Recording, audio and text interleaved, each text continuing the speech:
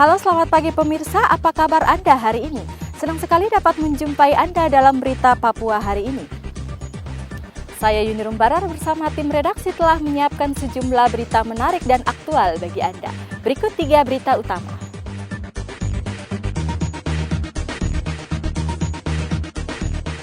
Polisi menggerebek sebuah pabrik miras di Merauke. Jumlah kasus COVID-19 menurun, Wali Kota Jayapura longgarkan aktivitas warga hingga jam 10 malam.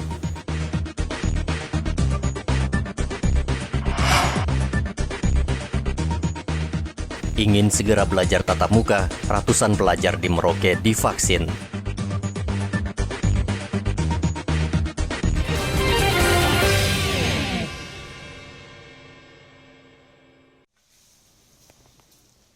Sebuah rumah di Jalan Sayap 1 Merauke Senin lalu digerebek polisi karena diduga dijadikan tempat untuk memproduksi miras oplosan.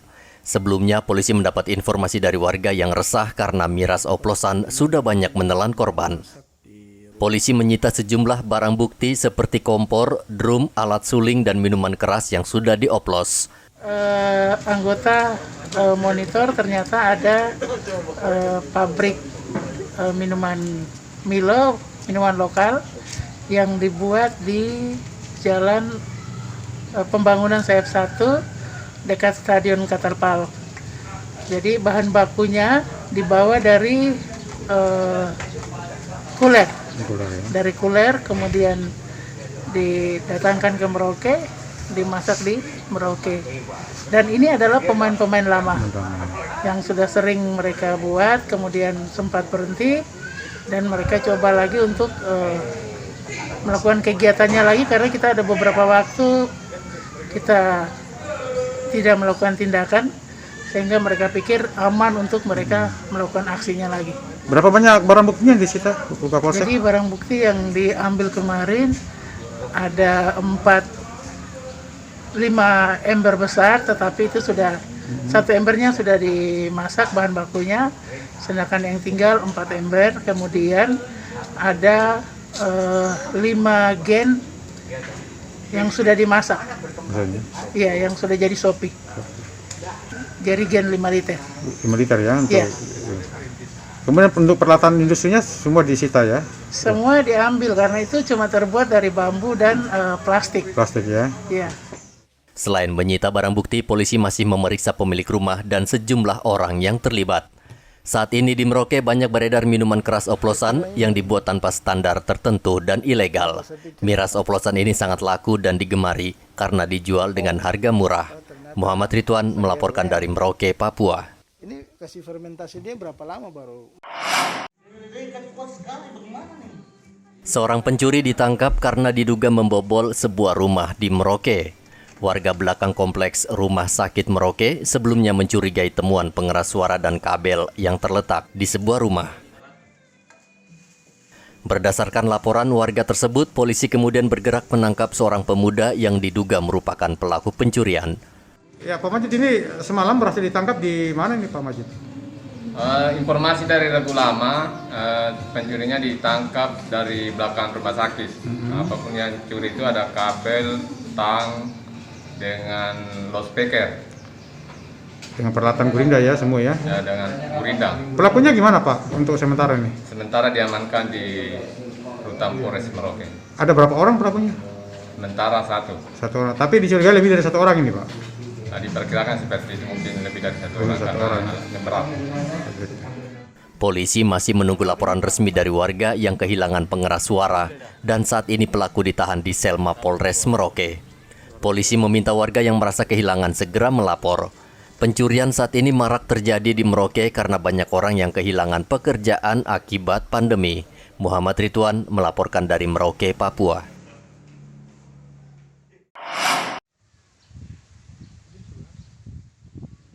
Polisi sejauh ini sudah menetapkan 2 tersangka dalam kasus kendaraan bodong yang didatangkan dari luar Merauke. Dari 45 motor yang saat ini disita di Pelabuhan Merauke, 12 diantaranya tidak jelas kepemilikannya.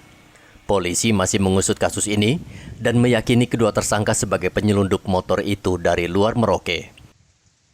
Seorang tersangka sudah ditahan, sementara satunya lagi masih diburu di Malang, Jawa Timur.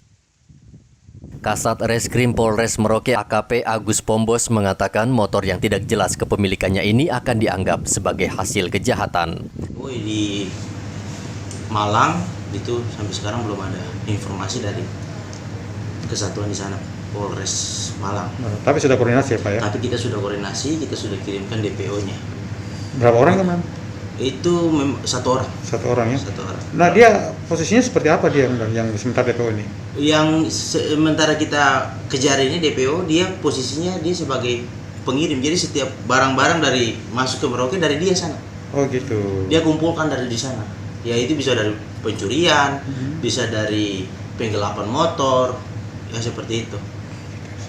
Motor leasing yang sebenarnya masih bisa dibayar, mereka gelapkan. Oh, gelapkan ya. Gelapkan kemudian dikumpulkan sama dia, dikirim penerimanya yang kita sudah tangkap ini. Yang satu kemarin. Ya, yang kemarin kita ada expose. Oh, siap. Sementara masih itu, yang lain memang benar-benar gelap. Gelap ya yang lain. Ya. Ada berapa unit Pak Kasat? Yang sekarang kita amankan masih sisa 12 12 ya? 12 unit. Yang lainnya sudah diambil ya? Yang lain sudah diambil, itu yang masih ada STNK BPKB sesuai dengan yang pernah kita sampaikan, bahwa ketika ada dia punya surat STNK BPKB silakan dibawa. Oh, gitu. Masih ada lagi yang lain, itu masih ada sekitar 7 unit itu yang memang benar-benar kosong. Kosong ya? Kosong tapi TSK-nya kabur. Kabur itu ya? TSK-nya kabur. Saat ini banyak warga tergiur dengan tawaran harga miring kendaraan bermotor, padahal belum jelas asal-usulnya. Mereka yang membeli sepeda motor bermasalah tersebut bisa dipidana karena dianggap sebagai penadah. Muhammad Ridwan melaporkan dari Merauke, Papua. Menurunnya jumlah kasus COVID-19 di Kota Jayapura hingga 10 kasus per hari saat ini mendorong pemerintah Kota Jayapura memperlonggar pembatasan aktivitas perekonomian warga. Mulai hari ini pemerintah Kota Jayapura resmi melonggarkan aktivitas warga hingga pukul 10 malam. Dari hasil evaluasi yang dilakukan wali kota bersama seluruh pengusaha, disepakati rumah ibadah, tempat wisata, dan tempat hiburan malam dibuka. Begitu juga dengan resepsi pernikahan sudah bisa digelar kembali. Namun untuk sekolah masih menunggu arahan dari Satgas COVID-19 Provinsi. Jam 10, jam aktivitas ekonomi dan masyarakat Kota Jayapura dimulai pukul 06 sampai dengan pukul 22 malam atau jam 10 malam, kecuali pelayanan kesehatan umum dan tugas terkait COVID-19, apotik, kegiatan kedinasan yang urgen dan mendesak, keamanan, distribusi logistik, distribusi bahan bakar, perbankan, dan kejadian bencana tertentu. Setiap pemilik pengelola salon, klinik kecantikan, spa, tempat cukur, tuntunan film, disko, karaoke, bar, diskotik, permainan bia, permainan ketangkasan, dan mandi pijat, refleksi, diperhatikan hal-hal sebagai berikut yang akan diatur dalam instruksi Wali Kota Jayapura.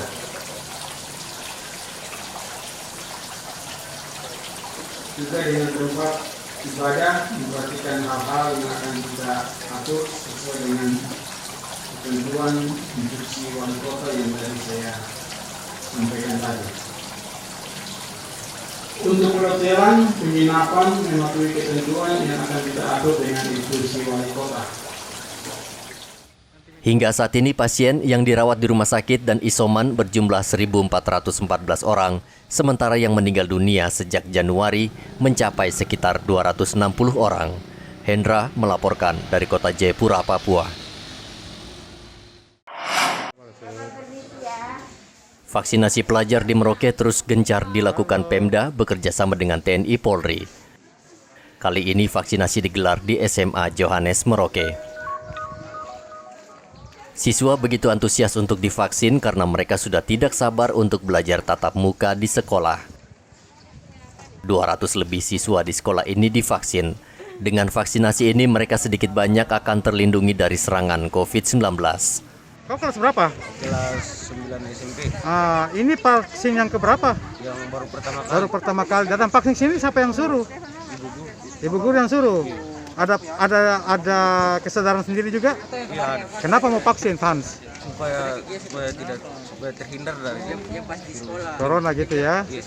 Victoria kelas berapa sekarang? Kelas 10 MIPA 1. MIPA 1. Terus ini vaksin yang keberapa ini? Yang baru yang pertama. Baru yang pertama. Terus datang ke sini yang vaksin, siapa yang suruh? Dengan kesadaran sendiri. Kenapa memang mau vaksin? Kenapa Victoria mau vaksin? Supaya sehat, tidak terjangkit? Tidak terjangkit COVID-19 agar bisa sekolah kembali. Oh gitu. Meski sudah divaksin, para siswa tetap diminta menerapkan protokol kesehatan ketat. Belajar tatap muka di Merauke harus dilakukan karena sebagian siswa di daerah ini belum mempunyai ponsel pintar dan laptop. Muhammad Ridwan melaporkan dari Merauke, Papua. Kehadiran KRI Bima Suci di Pelabuhan Jayapura menjadi daya tarik tersendiri bagi warga. Kesempatan ini dimanfaatkan Lantamal 10 Jayapura untuk mengajak warga untuk divaksin, sambil melihat dari dekat kapal layar KRI Bima Suci yang jarang sekali merapat di Jayapura. Kesempatan ini tentu tidak ingin dilewatkan begitu saja oleh ratusan warga sekitar, nelayan hingga buruh pelabuhan. Kesempatan emas ini saya manfaatkan untuk melaksanakan serbuan vaksin. Ya, kita lihat bahwa masyarakat di Jayapura sangat antusias ketika serbuan vaksin ini saya laksanakan di dermaga ini, ya, dengan background KRI Bima Suci.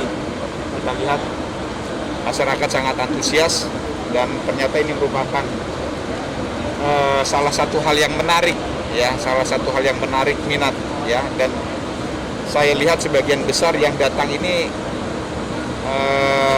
masyarakat yang baru divaksin pertama kali, ya, dosis pertama, ya, mungkin bersamaan dengan mereka juga ingin melihat bagaimana itu KRI Bima Suci yang sejak kemarin sudah terdengar sandar di Jayapura ini, ya, jadi itu.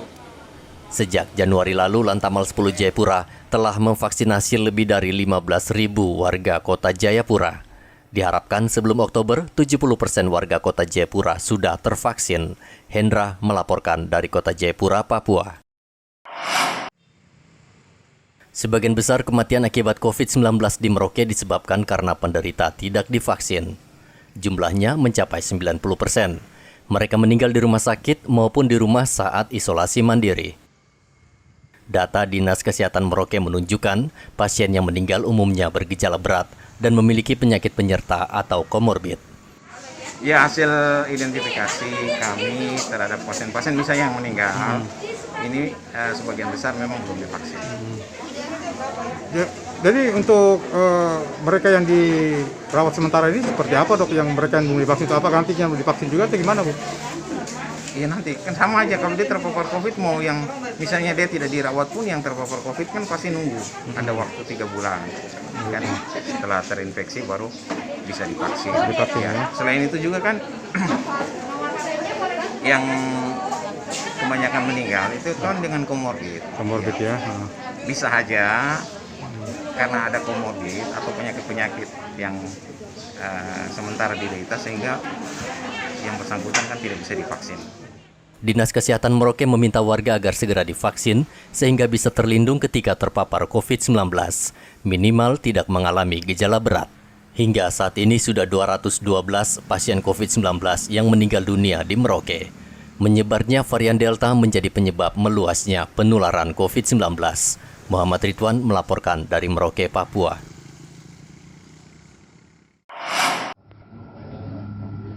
Untuk mengamankan pelaksanaan PON ke-20, kepolisian akan dilengkapi dengan aplikasi yang dinamakan Presisi. Aplikasi ini diluncurkan Kapolri pada April lalu. Untuk membiasakan diri dengan aplikasi, Polda Papua memberikan pelatihan kepada petugas yang bertugas di Polres Mimika dan Polres Puncak, serta satu satuan Brimob Mimika. Pelatihan dilangsungkan di Aula Mapolres Mimika Selasa kemarin. Polisi diajarkan cara merespon dengan cepat laporan yang masuk dari masyarakat. Kesini memberikan supervisi dan sosialisasi terkait propam presisi. Dimana kedepannya bahwa Propam itu kita berbasis teknologi informasi komputer. Jadi tujuan.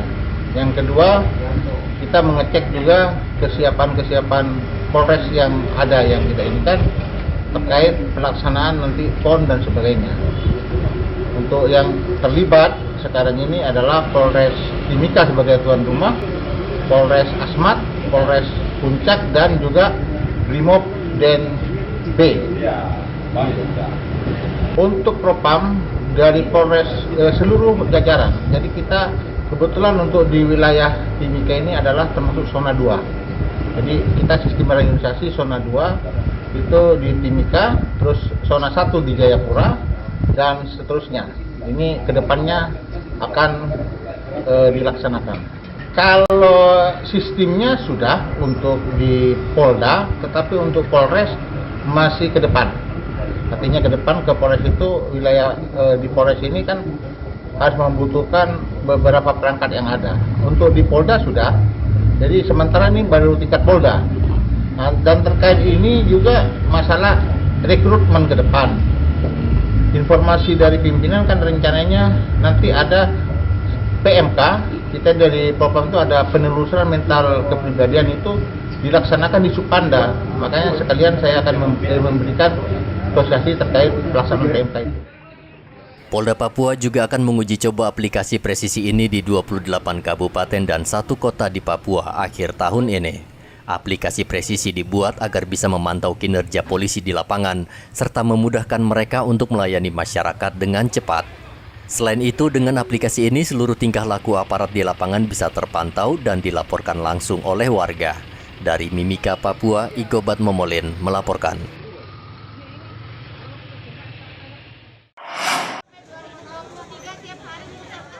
Pemda Merauke harus meminta bantuan sejumlah tokoh agama untuk membujuk umat agar mau divaksin. Saat ini masih banyak warga yang enggan untuk divaksin, sementara Pemda harus menargetkan 70% warga divaksin sebelum Oktober mendatang. Sebagian besar warga tidak mau divaksin karena sebagian termakan berita hoaks yang menyebutkan vaksinasi justru berbahaya bagi kesehatan. Selain tokoh agama, Pemda juga meminta kepala suku untuk mengajak warganya agar mau divaksin. Gimana jalan keluarnya dok? Artinya solusi yang dilakukan oleh Dinas Kesehatan untuk mereka mau divaksin? Ya itu tugas teman-teman di lapangan untuk mensosialisasikan, mengedukasi ke masyarakat ya, terkait dengan ini. Cuma memang kalau saya untuk sosialisasi dan edukasi itu tidak hanya kita ya. Nah, harusnya bisa melibatkan banyak pihak ya. Tentu misalnya tokoh-tokoh yang suaranya mungkin bisa didengar ya, kita butuh misalnya ya tokoh agama, tokoh adat kan begitu. Yang juga isu berbicara terkait ini sehingga masyarakat bisa memahami. Dok, untuk mereka yang belum tervaksin ini, warga ini ada berapa persen dari jumlah yang sudah ada, lebih dari 50% ini? Ya kalau kita 51% berarti kan yang 50%-nya belum. Oh gitu. Cuma ya? Kan kita akan kejar. Oh kejar ya. Kita akan cat terus. Masih banyak masyarakat yang ingin divaksin. Oh gitu. Ya, masih banyak masyarakat yang ingin divaksin. PON Papua akan digelar di 4 wilayah dan warga di wilayah tersebut 70% harus sudah divaksin. Jika cakupan vaksinasi tak memenuhi target, maka warga tidak bisa menyaksikan pertandingan secara langsung karena syarat untuk menonton harus menunjukkan sertifikat vaksin. Muhammad Ridwan melaporkan dari Merauke, Papua. Informasi tadi sekaligus menutup jumpa kita dalam berita Papua hari ini.